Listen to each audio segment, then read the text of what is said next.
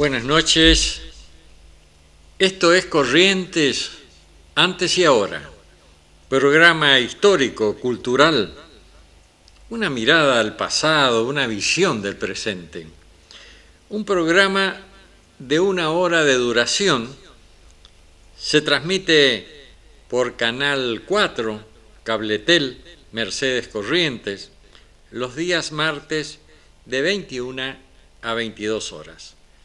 Se retransmite mañana miércoles, luego del informativo de este canal a partir de las 14 horas, un poco más.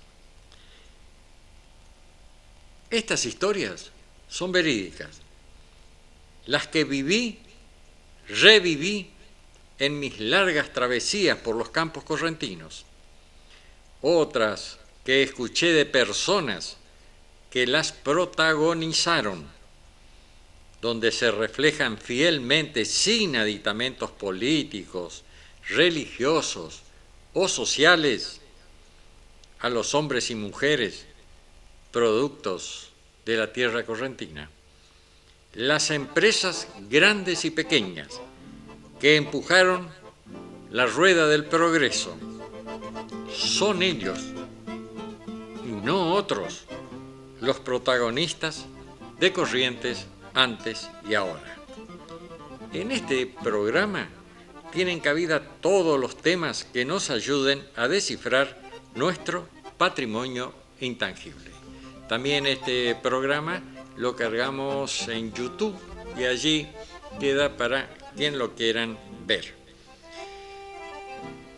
Agradezco a Griselda Montiel, Omar Tunino Lugo, Romina Lugo, quienes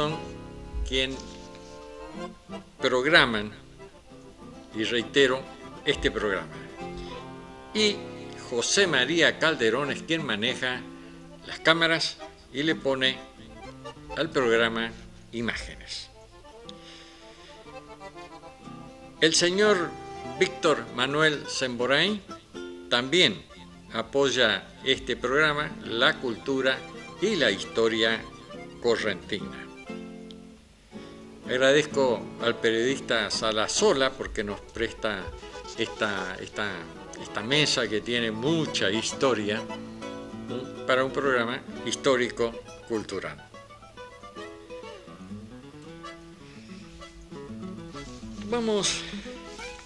He recibido del señor Anton Barreneche este libro, Chiquiña de Alvear, un grito de libertad.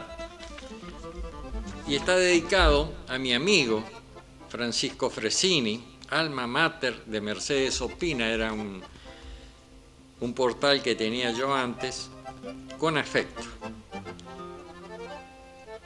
Anton Barreneche nació en Mercedes, provincia de Corrientes, en 1959. Farmacéutico, egresado de la Facultad de Ciencias Exactas, Química y Naturales de Misiones. Ejerce su profesión en Alvear, Corrientes. Colaboró eventualmente en diversos medios gráficos como El Territorio, Mercedes Opina, mi portal, también Corrientes Opina. Y Chiquiña de Alvear es una apasionante historia. La historia gira alrededor de Chiquiña, una esclava brasilera que logró huir de Brasil asentándose en Alvear, Corrientes, en el extremo este de Argentina, que limita con Brasil a través del río Uruguay. Justamente el río de los pájaros inspiró a Chiquiña a soñar desde muy pequeña con su liberación. La apasionante historia nos muestra cómo logró escapar de la esclavitud junto a su madre y su perro Colita, mostraba orgullosa las marcas grabadas a fuego que tenía en su muñeca, que acreditaban su pasado como esclava.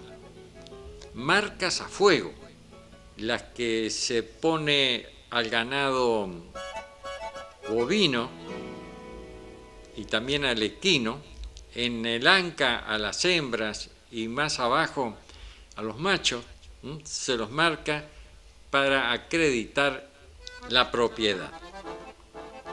Y entonces ella tenía las marcas en sus muñecas.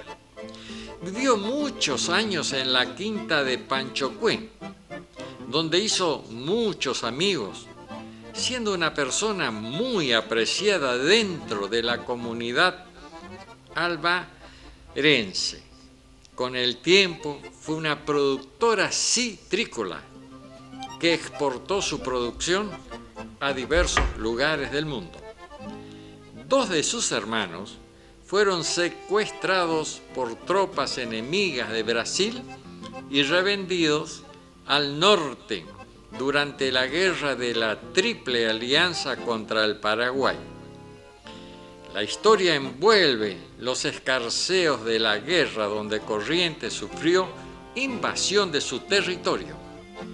Otro tema que surge de la lectura es observar cómo al ir cambiando las leyes argentinas se fue torciendo el destino de Chiquiña con su piel oscura, pero las ideas muy claras. El amor que busca está presente en cada una de las páginas. Chiquiña fue alvearense por decisión propia, una persona abierta al amor y al trabajo. Intentó ser feliz con lo que tenía a su alcance sin perjudicar a nadie. Conocía y disfrutaba la música de su amigo Isaco Abisbol. Reitero, Isaco Abisbol, el bandoneonista que llevó la música de Alvear, la música de Corrientes, a una veintena de países. Bueno, este es un libro entonces, Chiquiña de Alvear, del autor Antón Barreneche, del autor mercedeño que ahora está radicado en Alvear. Ahora vamos a ir al niño vendedor de pasteles. Esta es una historia que yo escribí. El niño vendedor de pastelitos. Me iba para el local feria de la Sociedad Rural de Mercedes con mi camioneta, cuando a la altura del puente, antes era Puente Negro o Puente Silva, de hierro y ahora de cemento, sobre el arroyo Las Garzas, un niño con un gran canasto me hace señas para que lo lleve. Detengo la camioneta, el niño va para atrás para subir a la caja y yo le digo, subí adelante. El niño vacila, como si no creyera que iba a viajar en la cabina. Luego sube. Los que me llevan no quieren que vaya adelante. Dicen que el canasto le ha rompido la tela del asiento. El asiento se arregla, le dije, si se rompe. Si caes, es más complicado. Yo no me voy a caer pronto. Me agarro fuerte. Sí, pero es mejor no arriesgar. Acá adelante es más seguro y además vamos conversando. Sí, señor, es más cómodo. Lindito el asiento. ¿Qué tal estás? Bien, señor. Voy para la feria de pasteles. ¿Pero estás descalzo? Sí, señor. Mi mamá no tiene para calzado. Tiene que comprar la harina, la grasa, el dulce para hacer los pasteles. Si le ponemos poco dulce, Nicolás dice, le hace falta dulce. Pura masa, me dice. Ponele más dulce. Me acordé que en la camioneta tenía un par de alpargatas que me encargaron y no las había entregado. ¿Cuál es tu número? Y yo debo ser como 2 más o menos. ¿2? Me parece que más. Tenés un pie grande por andar descalzo. ¿No te duelen las piernas? ¿Las piedras? No. Estoy acostumbrado, ni la espina me hacen nada. Yo voy a buscar leña en los campos cerca. Traigo las ramas que quedan del desmonte y voy descalzo. Nada me hacen las espinas. Algunos chicos que van conmigo se lamentan y lloran cuando le entra una espina vieja. Y sí, debe ser muy doloroso, pobres chicos. Acá tenés una alpargata, probate. Al niño le brillaron los ojos, tomó las alpargatas como algo preciado, se las puso y le quedaron justas. Y ahora podés vender tus pasteles. En su gran canasto tenía 5 pasteles. El niño dudaba con las alpargatas, por ello le dije, son tuyas, tuyas. Permaneció en silencio un momento y luego dijo, gracias, señor, gracias. Estaba realmente contento. Unas simples alpargatas lo emocionaban. Luego recobró las ganas de hablar y me dijo, este pastel se lo lleva Mario. Él trabaja cerca de la tranquera entrada. Este otro a Gilberto. Trabaja en el embarcadero. Este para Mario. Este cato es medio desgraciado. Es que anda siempre en pedo. Los patrones no saben porque si se enteran lo largan. Tienen una caramayola con caña y acá al rato toma un trago. Sí, una caramayola con bebidas, le dije. Sí. Una caramayola llena de caña, dice que es agua. ¿A quién le va a joder? Este le lleva a Don Manyora, el rematador. El pastel cuesta 1 peso, pero él me da 5 y a ese hasta 10 pesos. Y este pastel es para usted, señor, de regalo. Lo que pasa es que yo no puedo comer dulce. En otro viaje me das uno. Le dije como excusa, no quería un regalo del niño y tampoco ofenderlo. Bueno, entonces, se lo lleva Miguel. Está allá en los corrales, allá. Usted, igual que mi abuelo, tiene una enfermedad que no puede comer azúcar. Pero él lo mismo come, lo mismo. Ya le dijeron los médicos que le van a cortar la pata si sigue jodiendo. Bueno, ya tenés todos los pasteles vendidos, le dije. Sí, señor. Se va a poner contenta mi mamá. Ya llevo para la cena. Nosotros vamos con mamá al matadero y nos dan achuras. El señor regidor, lo corregí. Sí, regidor, reiteró. Las limpiamos, comemos algunas y un poco vendemos para hacer un surtido, hierba y azúcar. El niño se bajó de la camioneta al llegar al local feria de la Sociedad Rural de Mercedes Corrientes, muy concurrido. Compradores, vendedores que llegaban con camionetas y aviones que bajaban en el óvulo de la rural.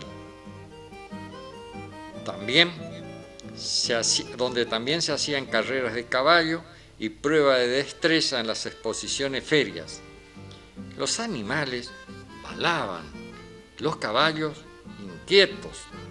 Vendedores y compradores esperaban el comienzo del remate. El tañido de la campana anunció el inminente comienzo de las ventas a martillo corrido. Todo listo, millones de pesos en juego, por la ley de la oferta y la demanda.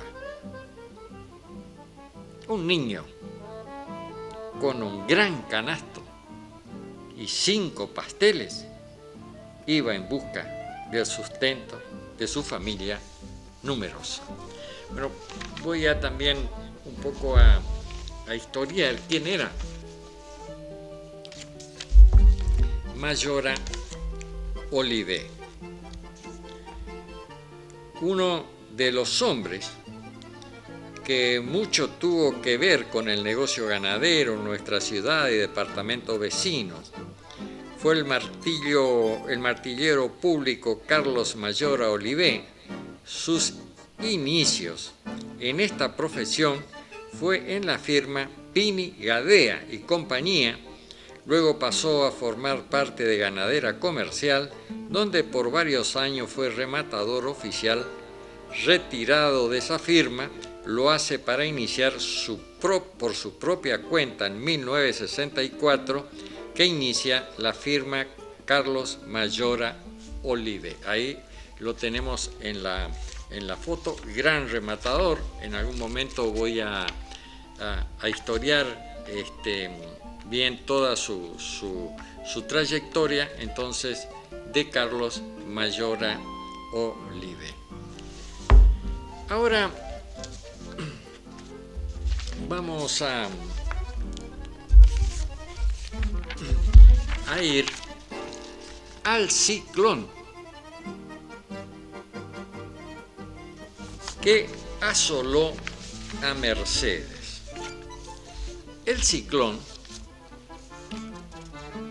fue en 1926.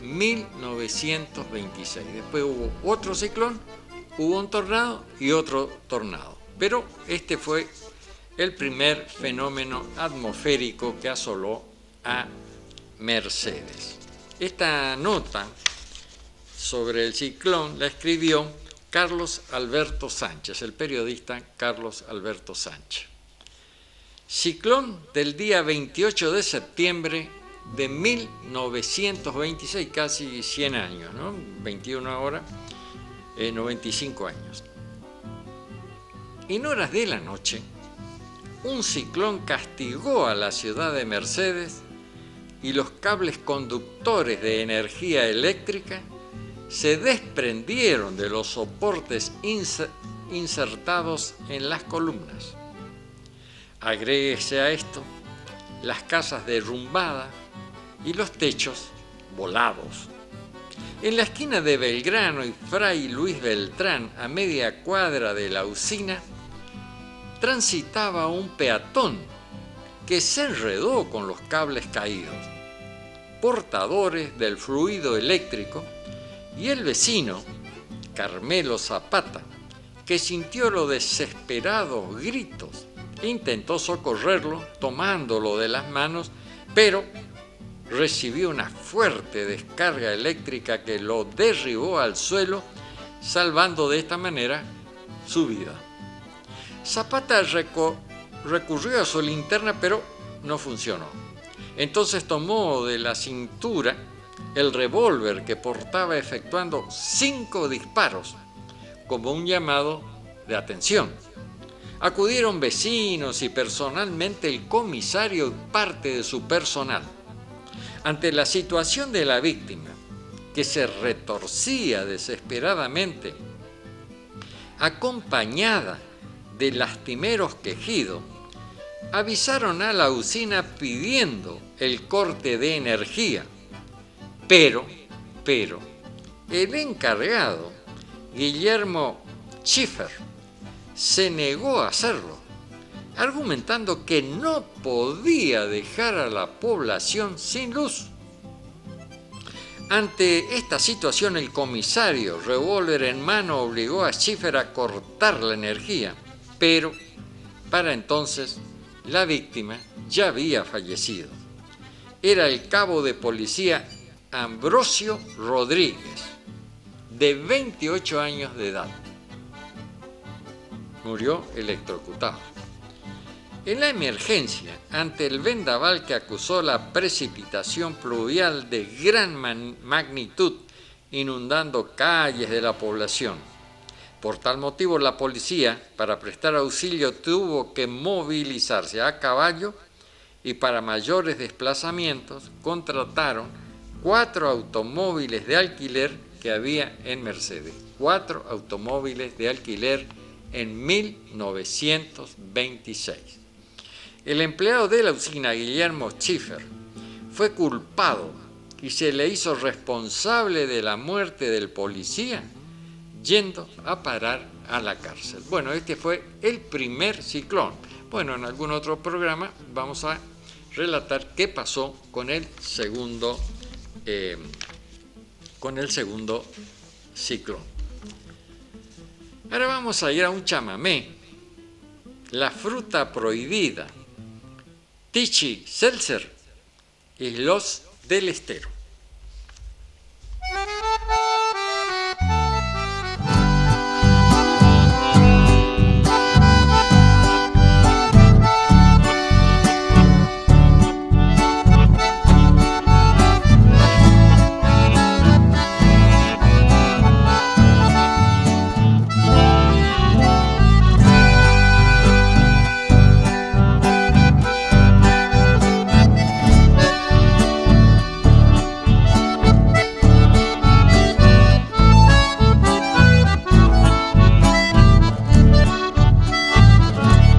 Quiero mirarte una vez más y recordar todo lo vivido. Quiero decirte no vuelvas más por el error que yo he cometido. Me duele tanto esta decisión, pero es mi honor que acabó entre rejas. Pájaro libre eres tú y yo con mi dolor a cuesta. He cometido un error de probar la fruta prohibida, de entregarme a ese amor.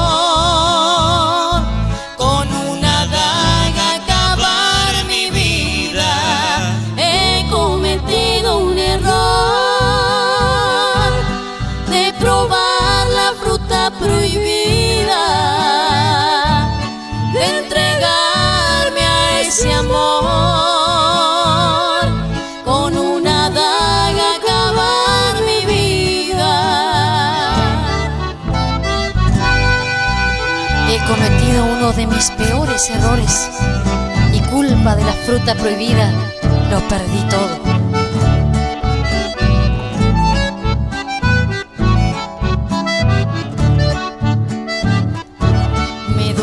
Tanto esta decisión,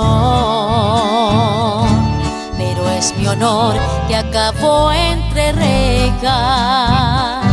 Pájaro libre eres tú y yo con mi dolor a cuesta.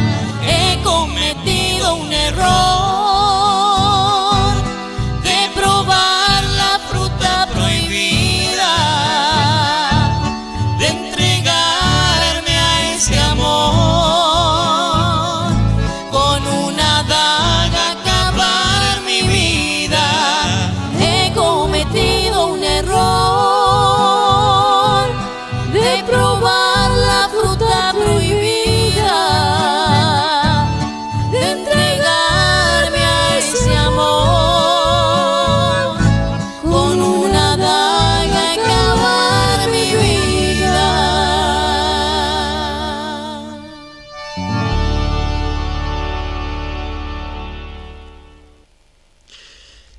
Bueno, ahora vamos a ir a la leyenda correntina sobre el caburé.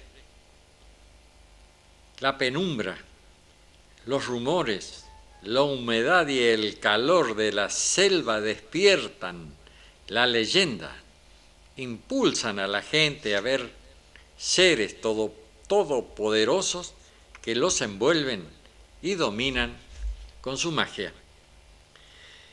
Pero los que saben aseguran que no todo es imaginación.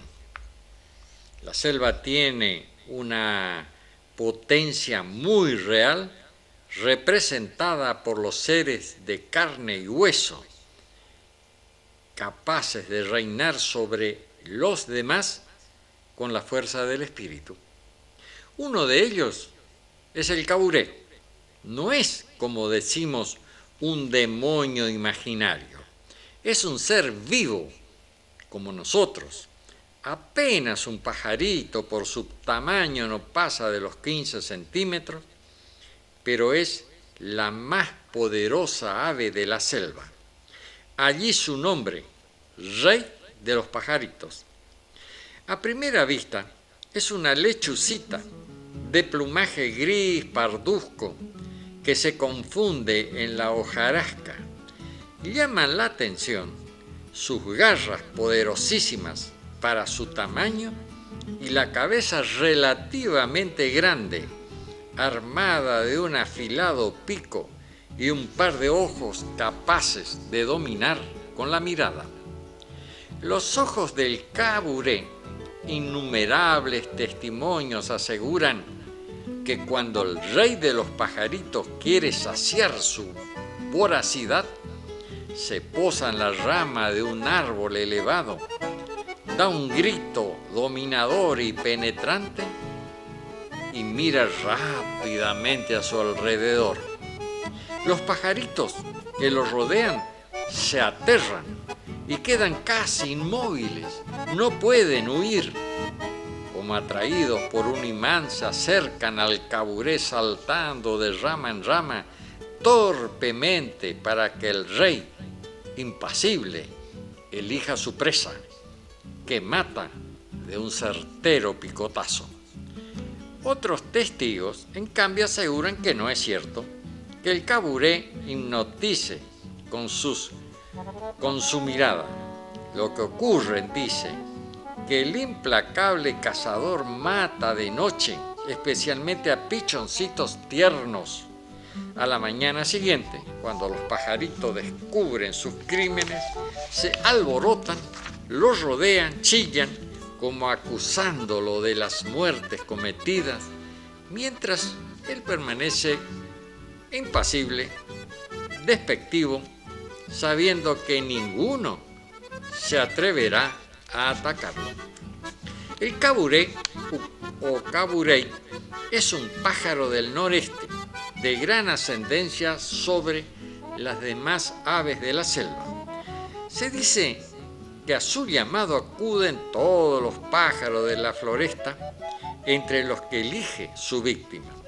Esta triste fama del caburé ha servido para que la gente le atribuya poderes desconocidos y utilice sus plumas como payés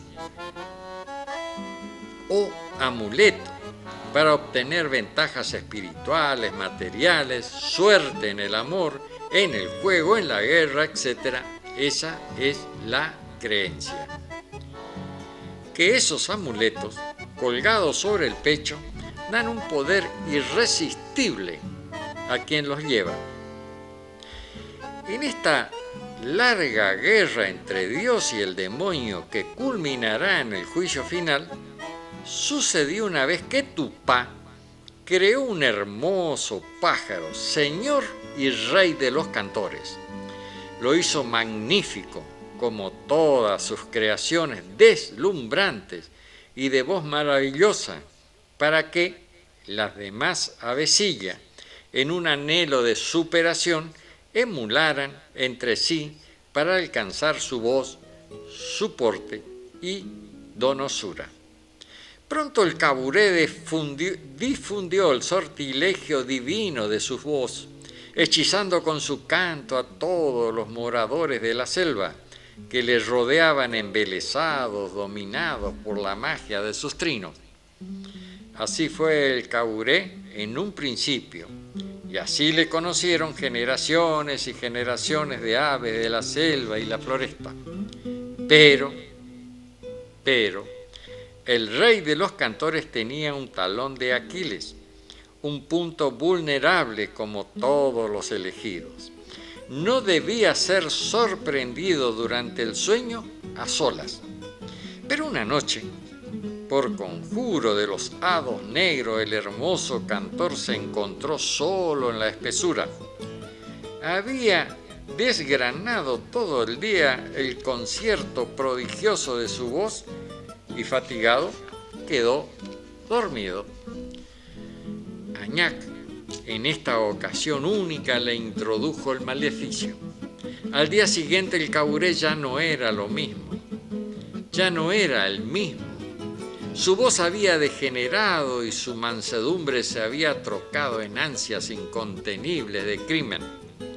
Ya no cantó más para embelezar a las avecillas de Dios, sino para elegir su presa. Este cambio psíquico trajo también lentamente un cambio físico. El caburé pervertido, criminal, maldito, perdió sus hermosas formas, tomando un aspecto vulgar, pero las humildes avecillas de la selva, por efecto todavía de aquel influjo mágico que Tupac le dio, acuden a su llamado fatal, donde pagan con la vida su devoción a la melancolía y la belleza. Bueno, el caburé, hay muy pocos acá en los montes, en el Payubre. Me contaba mi mujer que su papá las llevaba algunas tardes a ella y a su hermana a mirar que había un caburé ahí en el monte, pero tenían que ir muy, muy silenciosa para poderlo ver al caburé. Vamos ahora a Ingamer, Industrias Ganaderas Mercedes. En Mercedes se instaló la primera industria frigorífica del país, Ingamer, cuyo principal producto era el cuero del ovino que exportó al mundo junto con la carne que se enviaba por avión a los distintos países.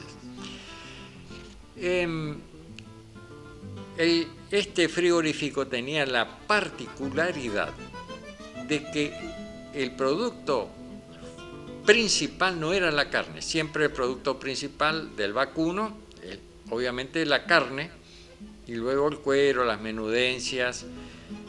En los lanares también es la carne y luego el cuero, las menudencias o lo que sea. En cambio el producto principal era el cuero y la carne el producto secundario. El cuero se vendía a muy buen precio porque lo curtían, hacían prendas, enviaban al extranjero, lo exportaban, entonces tenía muy buen precio, y la carne ya se podía vender a bajo precio. Entonces, partida de función para un gran proyecto.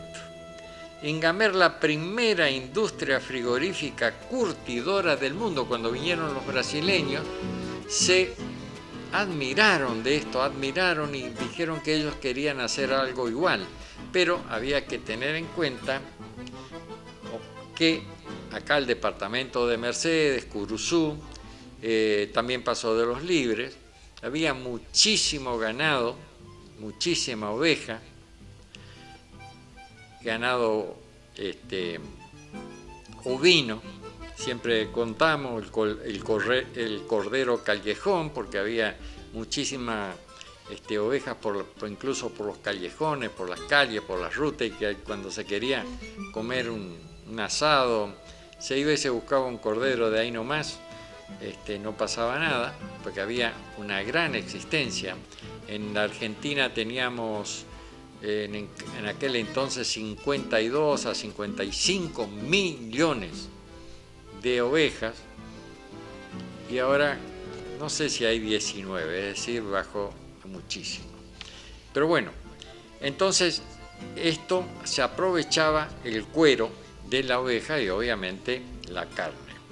Entonces fue la primera industria frigorífica curtidora del mundo, un proyecto de un grupo de empresarios mercedeños que exportó a distintas naciones carne, gamulanes, funda para asientos de automóviles y otros productos. Ahí está el gamulán, una prenda muy requerida entonces, esto y se exportó y muchísimo.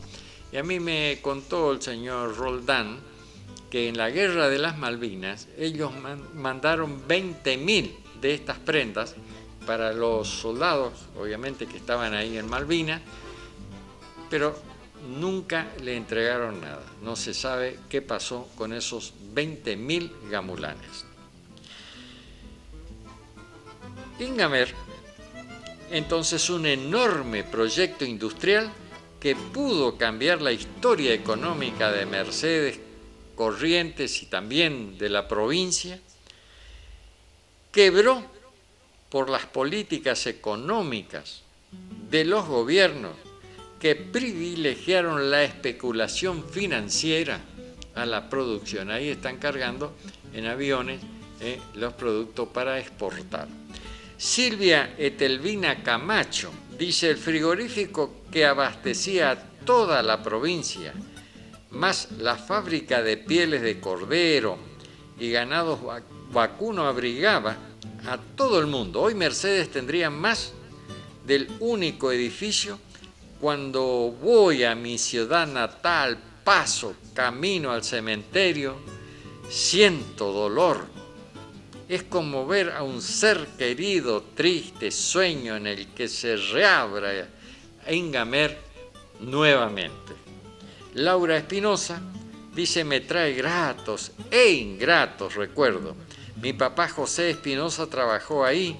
Mis saludos para todas las familias que compartieron sus jornadas laborales con él. Y vamos a ir completando, ahí están enviando el producto, por ahí también tenemos cuando remataron ya realmente de un juicio que hicieron. Me contaba también el señor Roldán que estaba prácticamente vendido este frigorífico. El doctor Roldán fue a Buenos Aires con algunos de los socios para venderlo.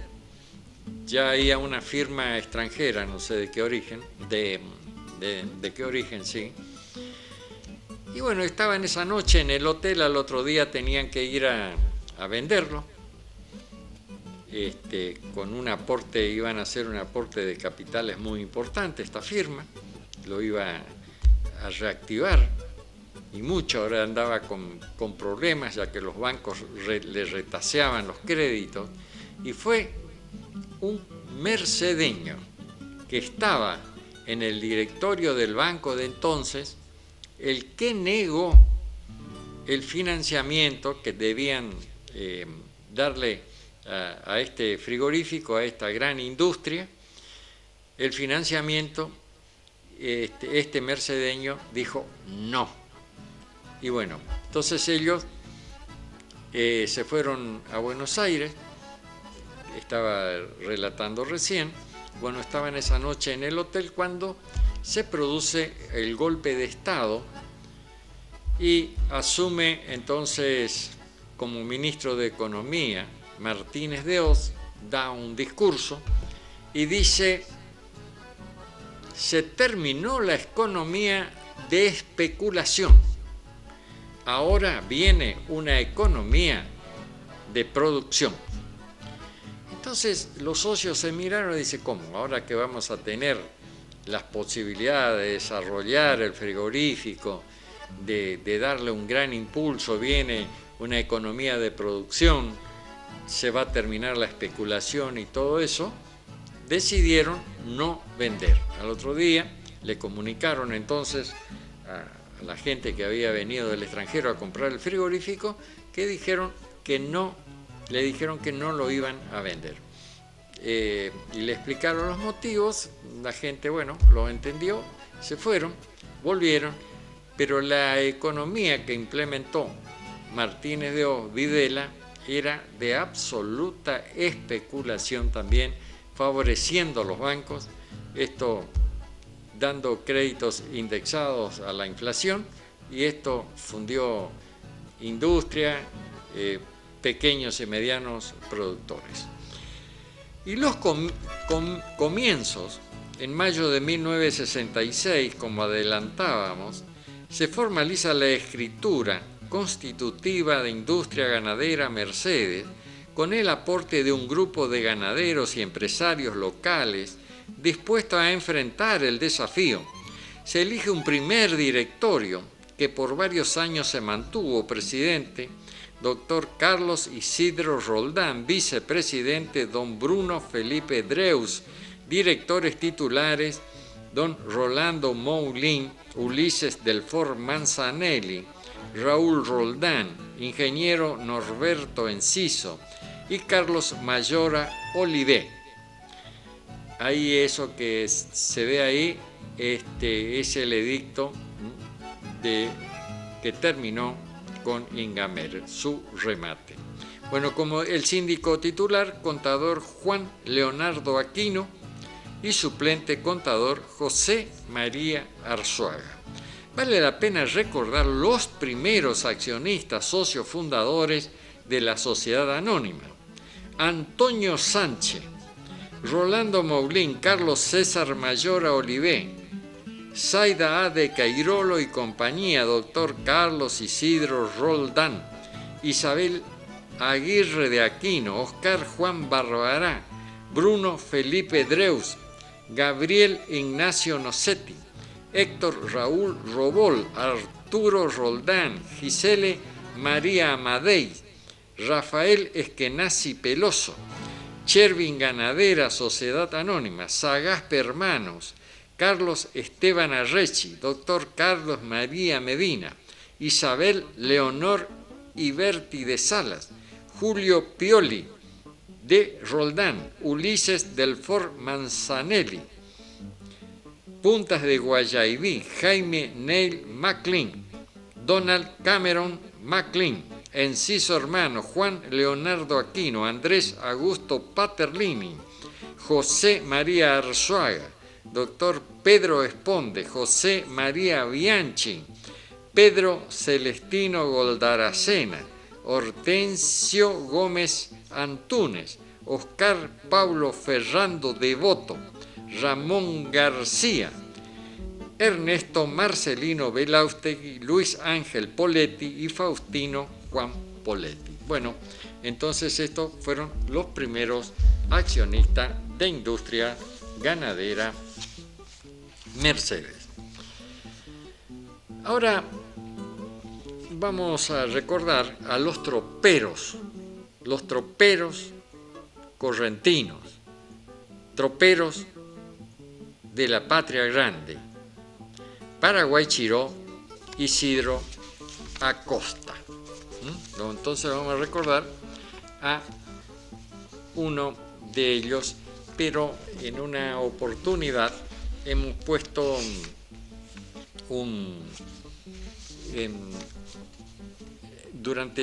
cuando se cumplió entonces el aniversario en la Plaza de los Troperos, le pusimos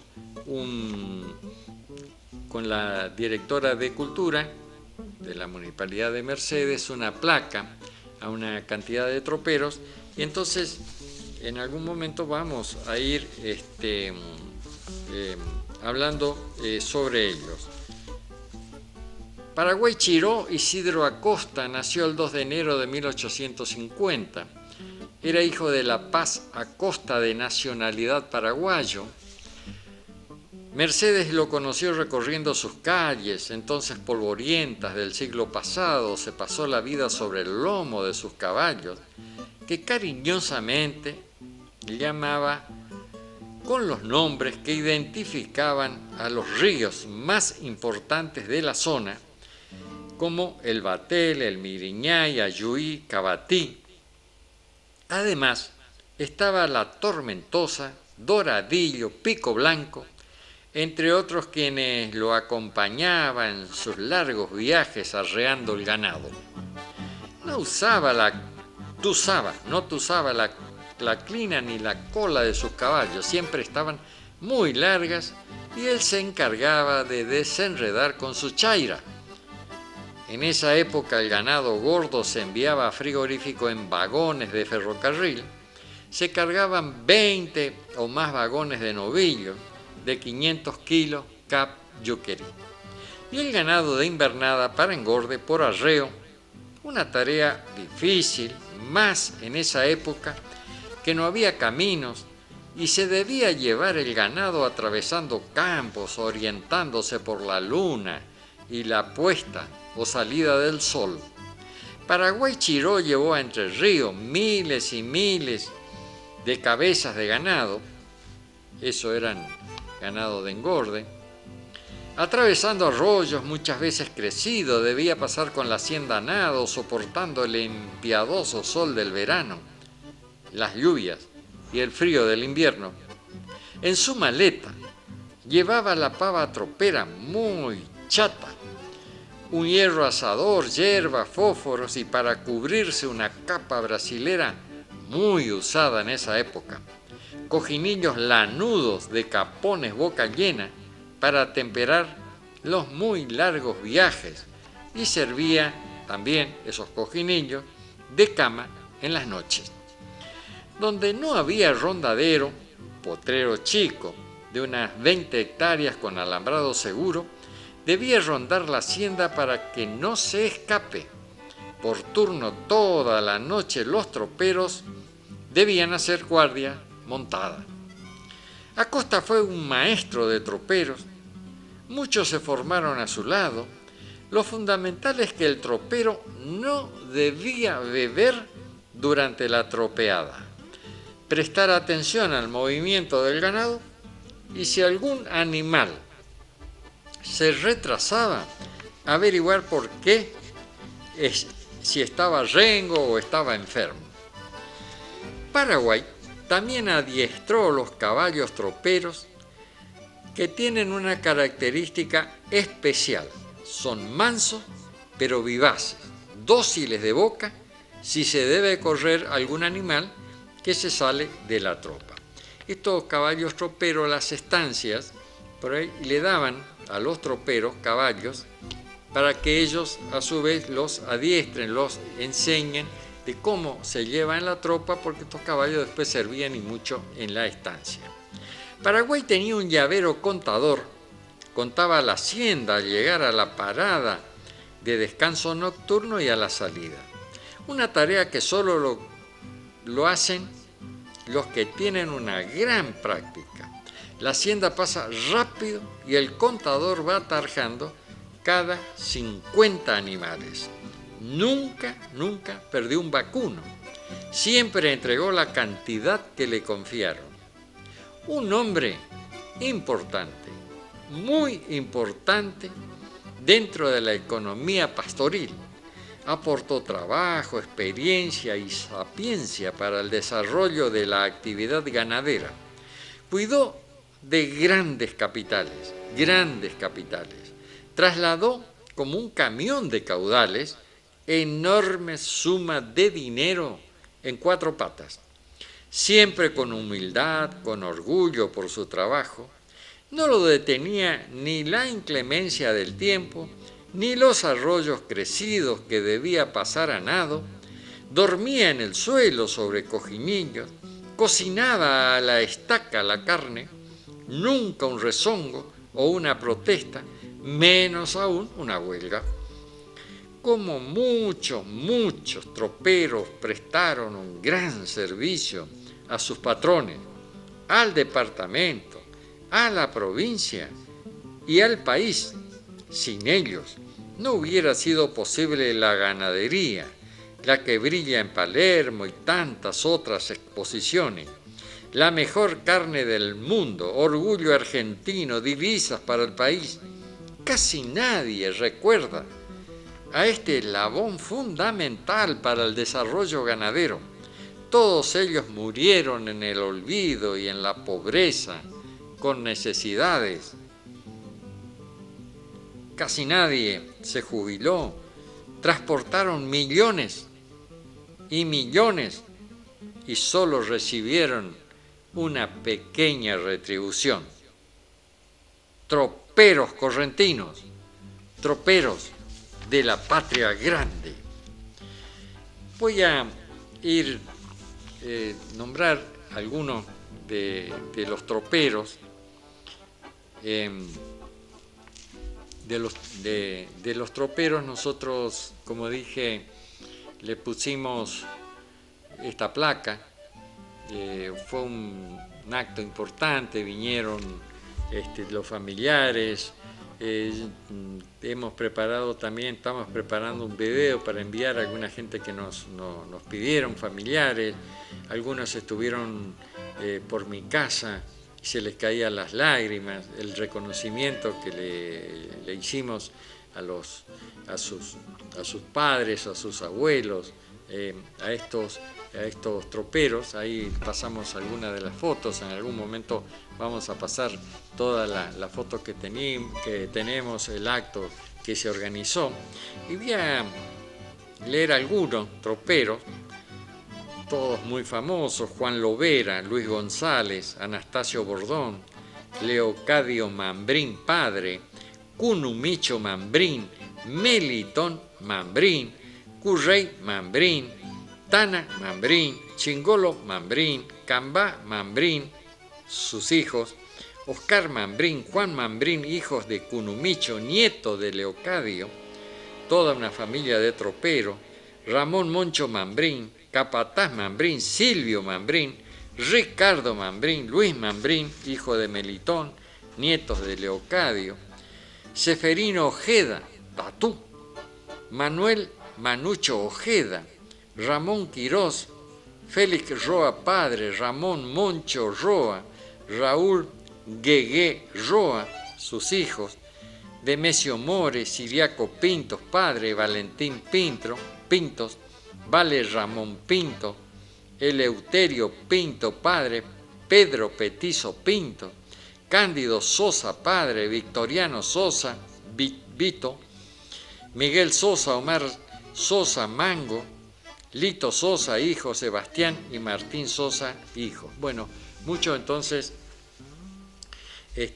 Los troperos después los vamos a ir nombrando a todos los que tenemos. En la primera placa se puso 100. Después pusimos otros, en la otra placa al otro año se puso otros 100, y ahora habíamos estado juntando más nombres porque me reclamaban. A una gente no le puso a mi abuelo, pero no lo pusimos porque no sabíamos. Bueno, ahora nos dan y fuimos tomando los nombres para ir, cuando pongamos otra placa vamos a tener otra cantidad de nombres para honrar a estos troperos. Bueno, ya nos estamos quedando sin tiempo. Tengo esta novela que publiqué, Santos, Profetas, Mártires, Leyendas y Creencias Correntinas, fascículos coleccionables, novela. Esto yo lo envié porque me lo pidieron desde Estados Unidos, una mercedeña que está allí en Estados Unidos, porque unos profesores querían hacer un trabajo sobre las leyendas y costumbres y demás. Entonces le mandé esto, y después, al poco tiempo nomás, 2 meses, me mandaron un muy lindo presente agradeciéndome, porque dice que le sirvió mucho. Y en este libro es una leyenda, como dice, ¿no? Y tengo un primer capítulo que está dedicado a San la Muerte, el 7º jinete bíblico del Apocalipsis. Y tocó la trompeta el séptimo ángel, y se dieron grandes voces en el cielo que decían: el imperio del mundo ha pasado a nuestro Señor y a su Cristo. Y hubo relámpagos, voces y truenos, y terremoto y pedrisco grande. Esto está en la Sagrada Biblia. Bueno, el próximo programa, que si el destino así lo permite, estaremos el próximo martes nuevamente a esta misma hora. Entonces, San la Muerte y los Forajidos. Ahora vamos ya para el final del programa, una actuación que músicos para el coro polifónico que actuó en la Biblioteca Popular Literaria Belgrano.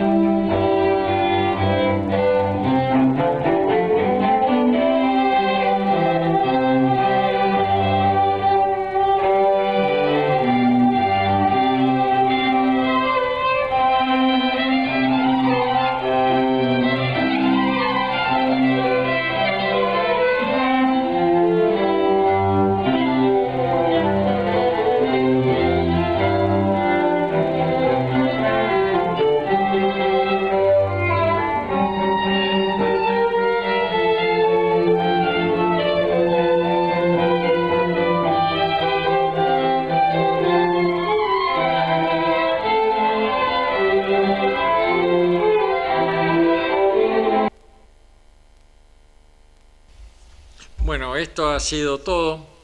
Si el destino así lo permite, el próximo martes estaremos nuevamente con un programa de similares características. Tengan ustedes muy buenas noches y muchas gracias.